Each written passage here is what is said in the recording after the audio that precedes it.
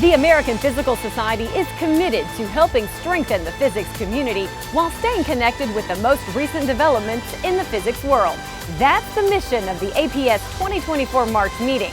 From Minneapolis, Minnesota, APS TV is covering every angle for you.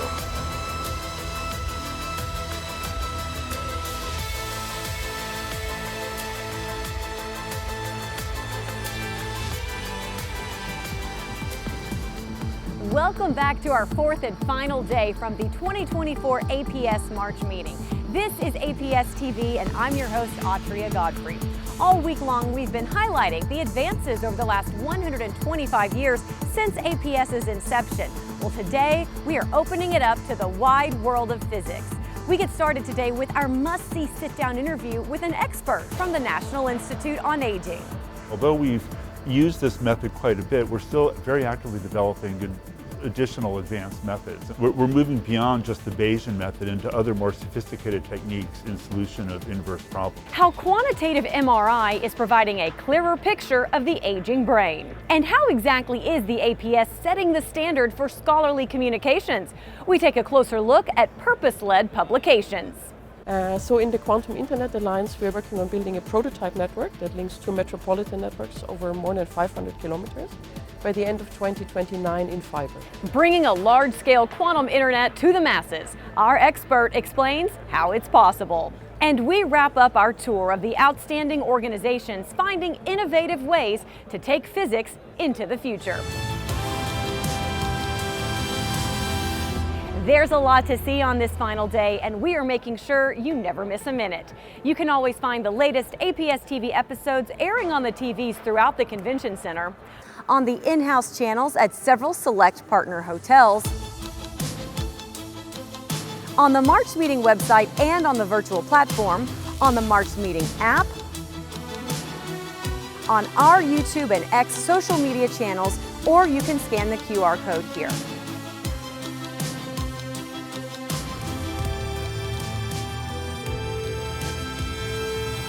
While coming to the APS March Meeting is a priority for most APS members, it's not always a possibility. The APS is committed to making sure that those that want to be here aren't kept away because of cost. Kevin Case and Paulina Kaufman are here in studio with us to explain. Thanks to you both this morning. Hello. Thank you. All right, Paulina, I want to get started with you. So you are originally from Ukraine, now living in Lisbon. Can you talk to us a little bit about your journey to get to the March Meeting?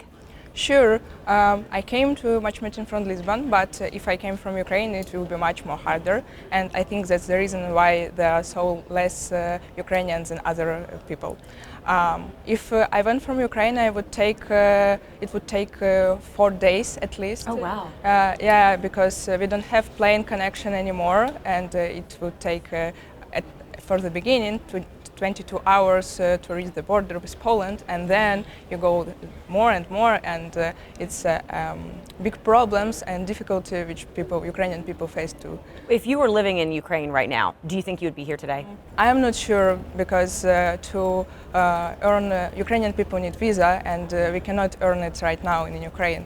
But I hope my experience will show other Ukrainian students that everything is possible and we can participate more, and it will be great to see more Ukrainian people here, because we have great scientists in our country. Yeah, Kevin, it's thanks to the APS that this is a possibility. Can you talk a little bit about how you assisted Paulina on her journey? Absolutely. You know, so much of the reason that Paulina is here is due to her own positive attitude and her own fortitude, but APS is really proud because of some funding that we received from the Alfred P. Sloan Foundation to be able to provide what we call the Distinguished Student Program. And what that does is that it provides outstanding physics students or master's degree students with aid for travel. It also covers the cost of their registration to be at this meeting, and you know, it's something that APS finds very important, because despite the kinds of conflicts that are going on around the world,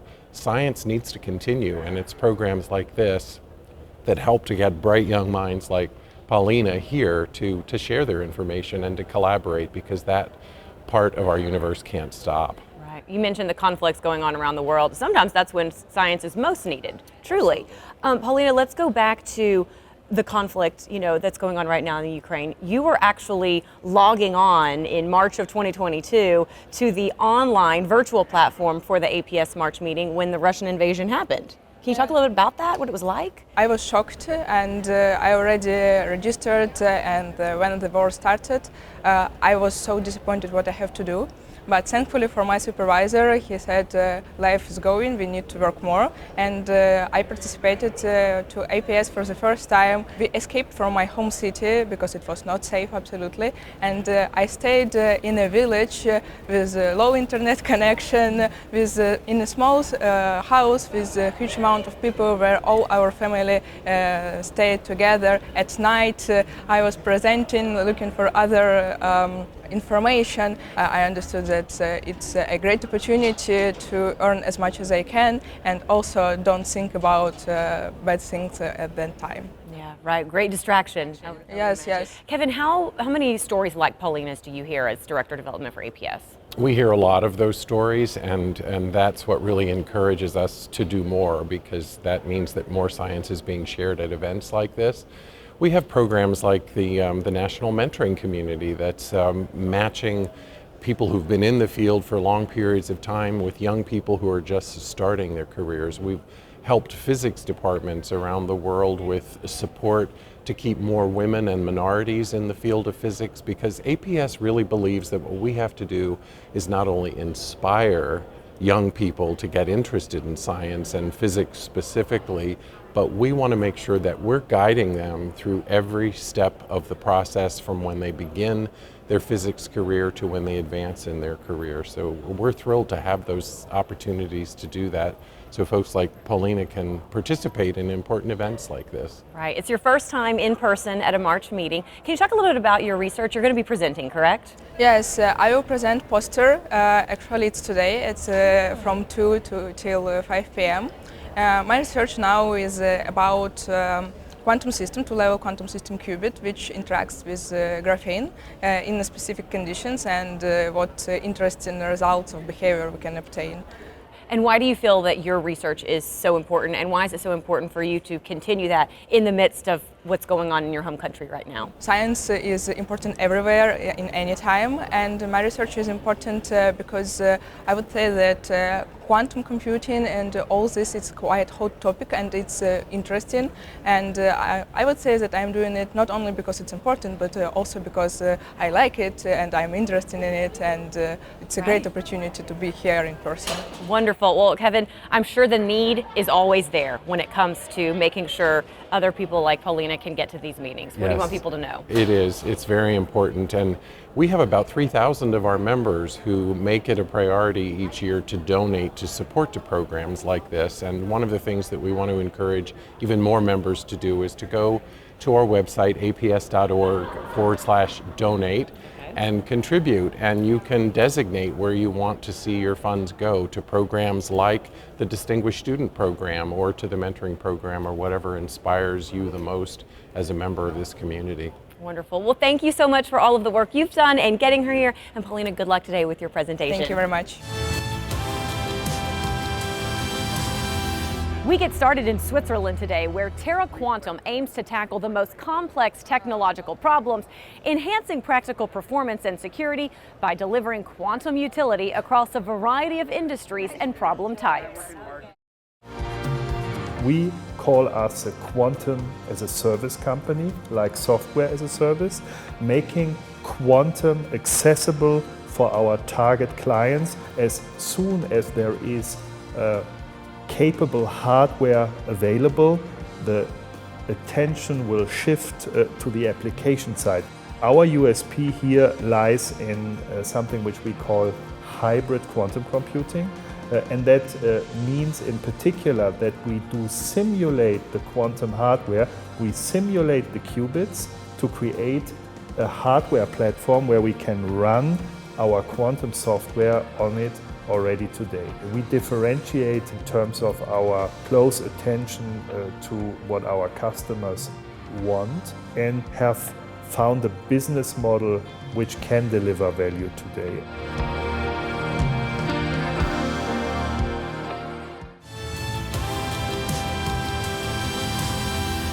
Magnetic resonance imaging, or MRI, has long been used to evaluate and diagnose conditions relating to an aging brain. But is quantitative MRI the next frontier in evaluating tissue pathology? Dr. Richard Spencer from the National Institute of Health is here to discuss. Thanks for joining us today. Oh, thanks so much for the opportunity to talk about my work. Absolutely. Okay, let's get right into your work. You've brought some visuals for us today. Can you explain a little bit about your work and your research? Well, first of all, I just want to mention quantitative MRI it has been coined recently to describe what we do to quantify our MR results, but really it's been an effort since the beginning of MRI to produce quantitative results. It's just that now it's more and more possible with advanced techniques, both in instrumentation and analysis. Okay, so now can we get to one of your slides and explain what we're looking at here on the screen? Sure. Roughly, this shows the structure of a nerve and an axon in the myelin sheath. So on the left, you see the actual body of the nerve cell, and with its dendrites and its nucleus, a lot of other complex structures in there. But then there's a protuberance or a fiber that comes off that called an axon. And many nerves, not all, but many nerves are myelinated, meaning that there's this myelin sheath, myelin is a fatty sheath that forms around the nerve fibers called axons.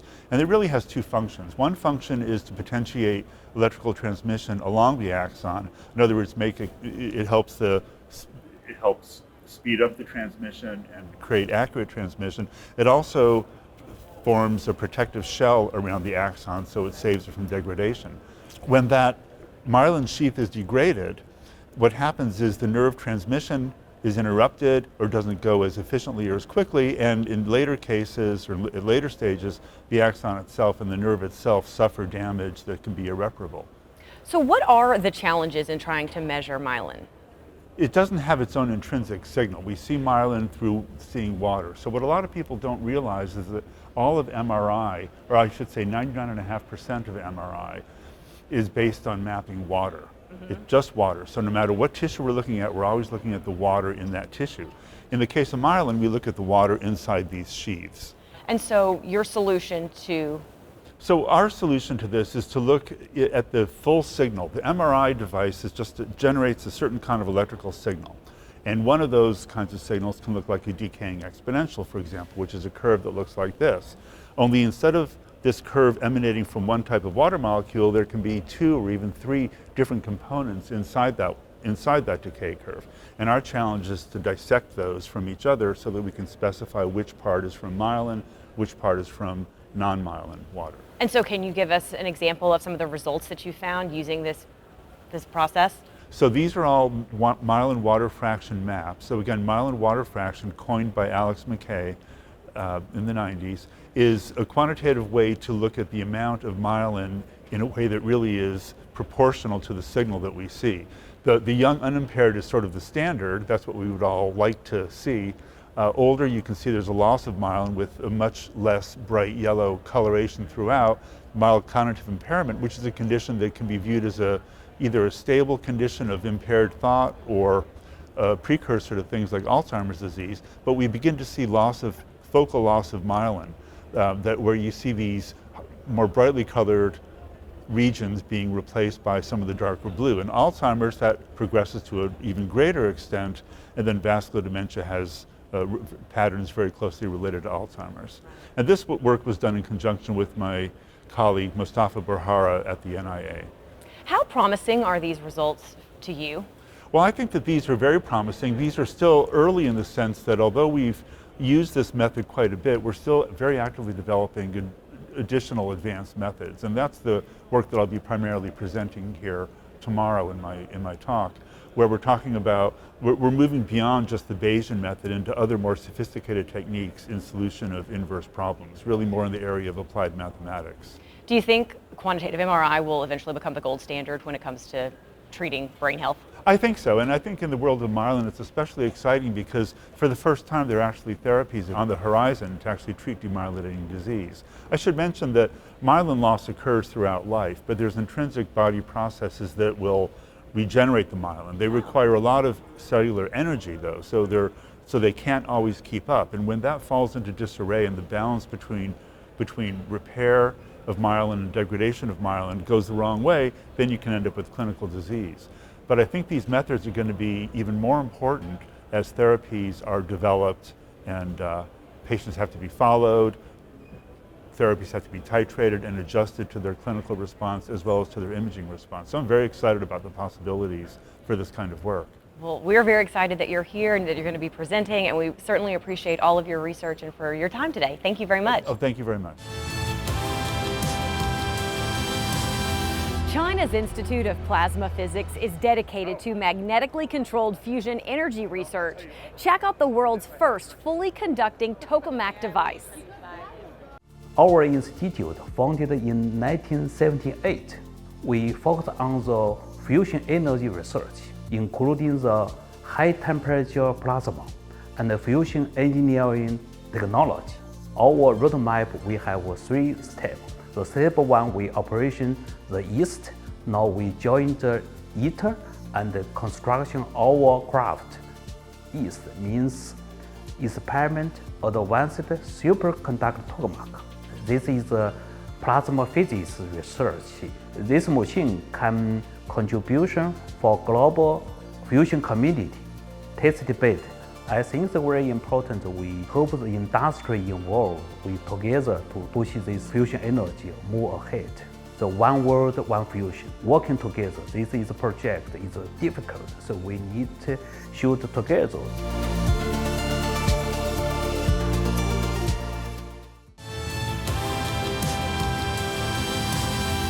Are you looking to publish your work? Well, the founding members of Purpose-Led Publishing, a new coalition of not-for-profit publishers, share their processes and the important developments in scholarly communications.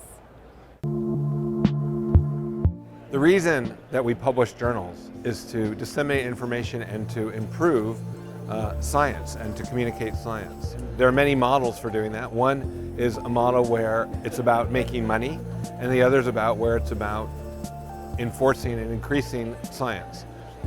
Purpose-led publishing was developed to foster collaboration between scientists and publishers. Purpose-led publishing is a coalition of 3 major physics publishers, the APS, IOPP, and AIPP. Rather than looking at our fellow society not-for-profit publishers as the competition, we think we can provide more value and be more relevant to the community we serve by actually working together. It's actually felt very natural for us to come together to form this new coalition, that our publishing programs not only directly serve our missions to advance discovery and disseminate research, but also indirectly support science through programs to support education, improve diversity, impact policymakers. We feel that by joining forces as publishers with the same author base and the same shared challenges, we can create more efficiencies, increase research integrity through a number of ways. One of the key impacts is to look for opportunities to make publishing easier and more accessible and more equitable to global researchers, using things like waivers and discounts to make publishing more affordable, looking for ways to make the publishing process quicker and easier for all of our authors. All of the resources that come in, all the revenue that comes into purpose-led publishing journals will go back into the science community, supporting conferences, supporting global initiatives, supporting, for instance, the Global South. Collectively, we're making a promise. We will always invest our proceeds back into science. We will publish the content that advances science. We will ensure that we always have reasonable terms. We will always put research integrity ahead of profits, and we will admit our errors and make them right. Our close connection to the physical sciences community, we believe that we're really well positioned to advance science and scientists. We're just getting started with this announcement, but watch this space.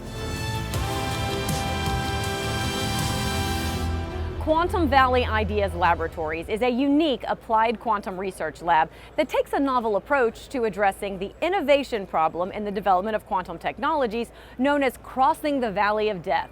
Let's see how. Quantum Valley Ideas Lab is an independent, not-for-profit applied research lab based in Waterloo, Ontario, Canada.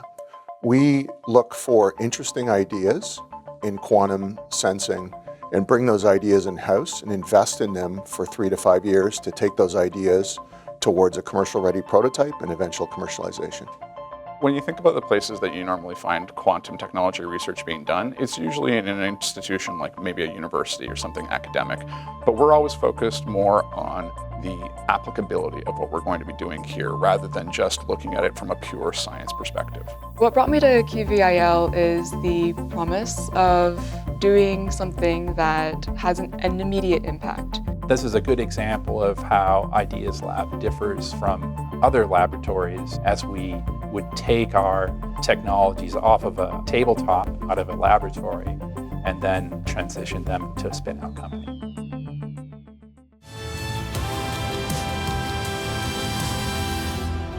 Denmark's Quantify aims to democratize advanced computing and quantum performance to address the most complex problems facing business and science. Quantify was created with the vision of solving hard computational tasks and creating value with that. We focus on problems within the space of optimization, within simulation, and within quantum chemistry. As the quantum hardware matures, we are able to also transition parts of the solution where relevant to quantum hardware. The most obvious application of quantum computing is quantum mechanics to try and supercharge things like drug discovery and material science. But beyond that, there's a lot of complex combinatorial problems that can potentially be solved much faster on the quantum computer within fields like transportation or finance or any kind of field that has these really big complex problems.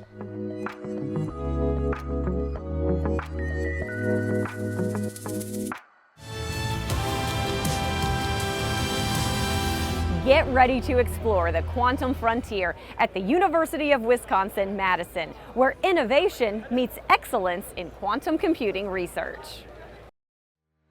Our MSPQC program is a Master of Science program in quantum computing.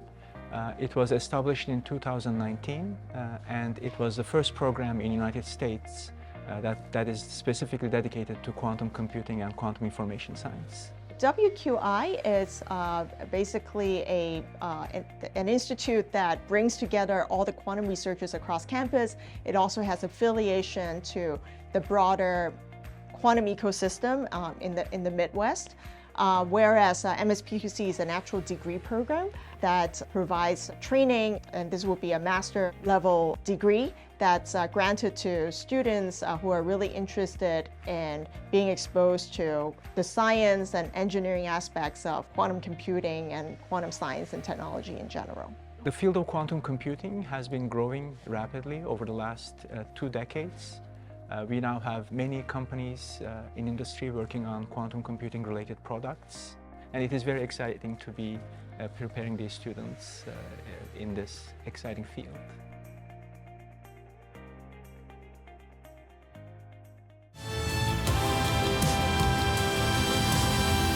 South Korea's Q Center is fostering a new generation of quantum infrastructure and workers to bolster domestic capabilities ahead of the much anticipated second quantum revolution. Q Center, established at Sungkyunkwan University, is a state-of-the-art facility dedicated to advancing quantum technologies. Our mission and objectives are to educate, innovate, collaborate, and lead in this remarkable field with the ultimate goal of contributing to the improvement of society and global communities. We are mostly focusing on quantum computing research in hardwares using superconductors and ion traps.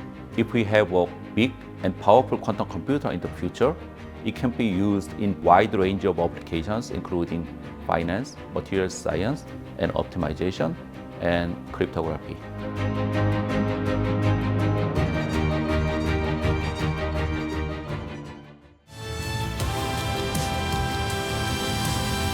The Dunlap Institute for Astronomy and Astrophysics conducts world-class astronomy research and develops instrumentation for some of the planet's largest observatories. Let's see how Dunlap is further solidifying its legacy in the specialized training it offers its graduate students.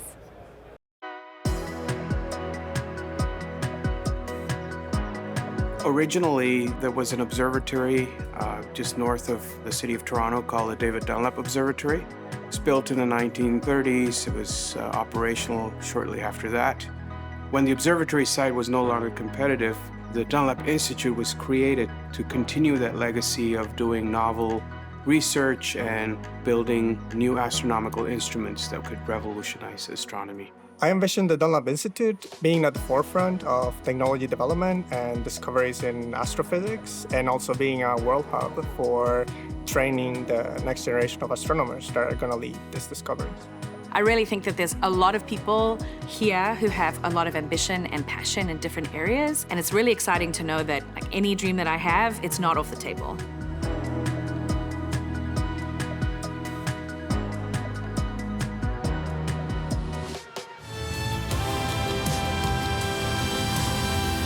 As we wrap up our final day here together, we once again want to hear from you. APS TV is asking attendees, how has APS and the March meeting helped you? Take a listen.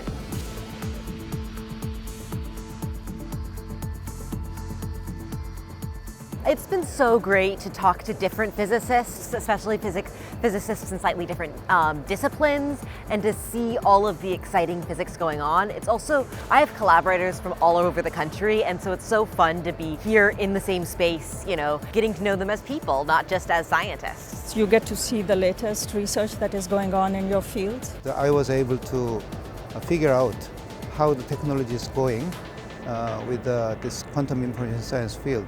It's also great to see the energy of the people here. It's like running in a marathon where you're carried through by just the energy of the crowd. I've learned a lot since being here, and I've also gotten an opportunity to practice my own professionalism, and it's just a great way to meet new people and learn about the exciting new field of research going on. I think the part of APS that helps me out the most is the opportunity to network with other professionals in my field of research, really get some work done in terms of collaboration, and to even propel my own understanding of the field. A quantum network enables applications that are impossible or inefficient using any form of classical networking. But can we bring a quantum network to the masses? Stephanie Vayner joins us now in studio to answer that question. Good morning to you. Thanks for your time today. Yeah. All right, let's talk about what a quantum internet looks like. What is that? So a quantum internet is a communication system that doesn't work like a classical internet based on zeros and ones. Okay.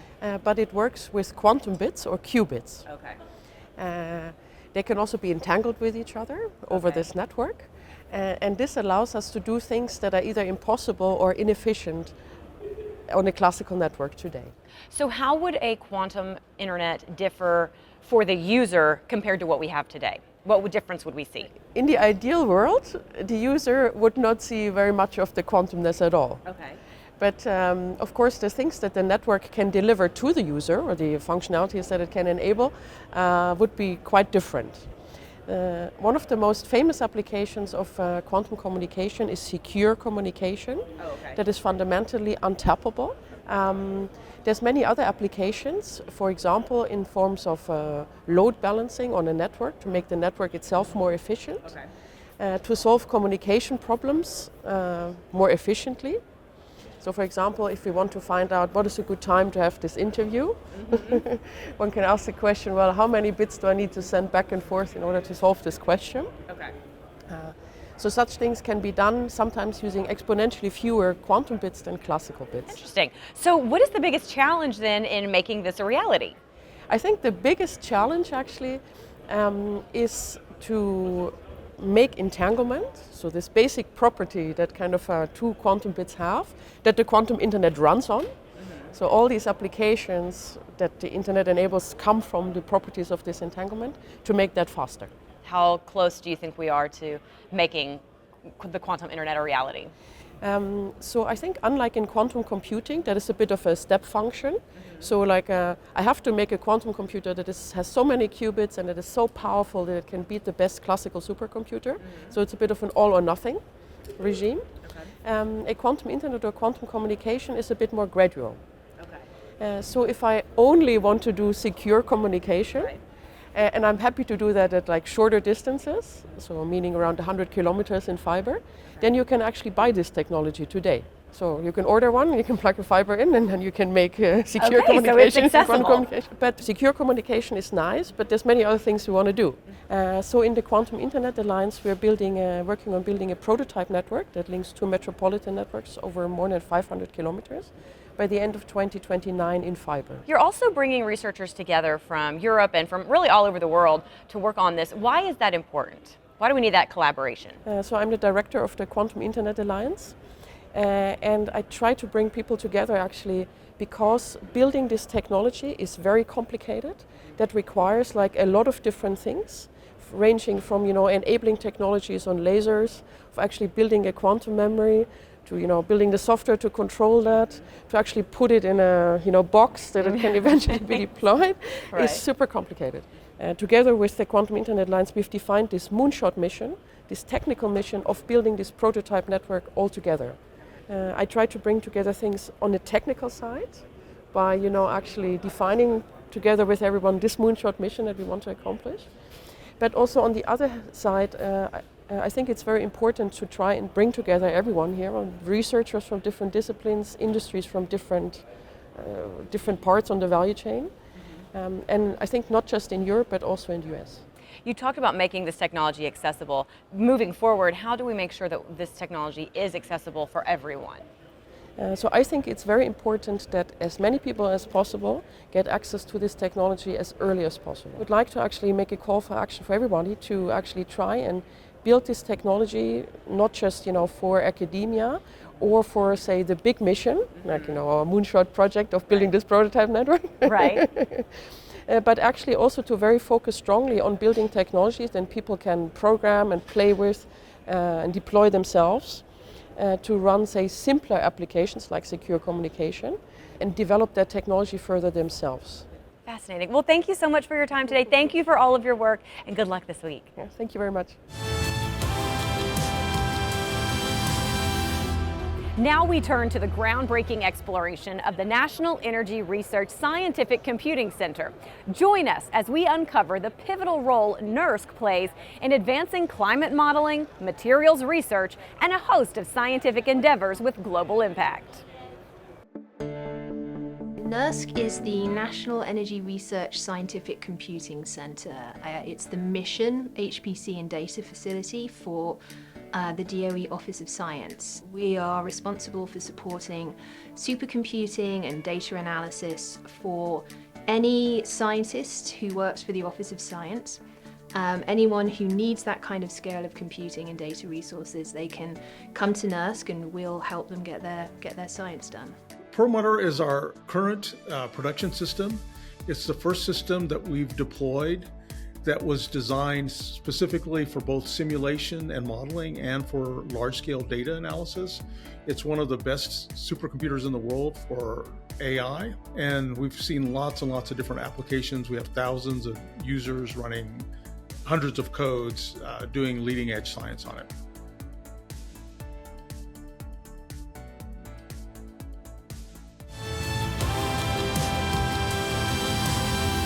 The McWilliams Center for Cosmology and Astrophysics at Carnegie Mellon University is cementing itself as a leader in astrophysics, especially as it pertains to multi-messenger astronomy, big data, and artificial intelligence.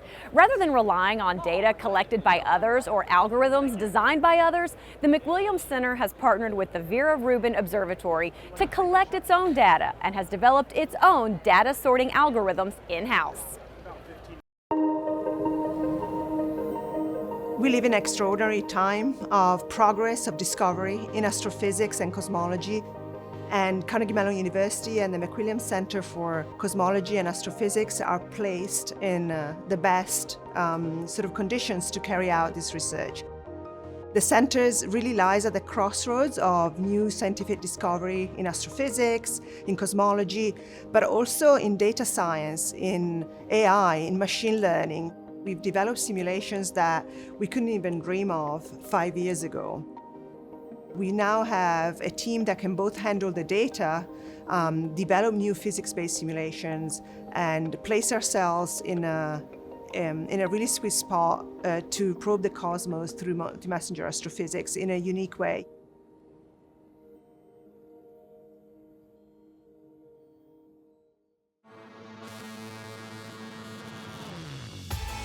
And with that, it's a wrap on APS TV 2024. We hope you've enjoyed all the specially curated content, from the sit-down interviews to the in-depth segments. Remember, if you like to watch or rewatch any portion of this past week, you can always find APS TV on our YouTube and X pages. Thanks again for joining us, everyone. We hope you've had a great week, and we look forward to being right back with you again next year in Anaheim. Have a great one.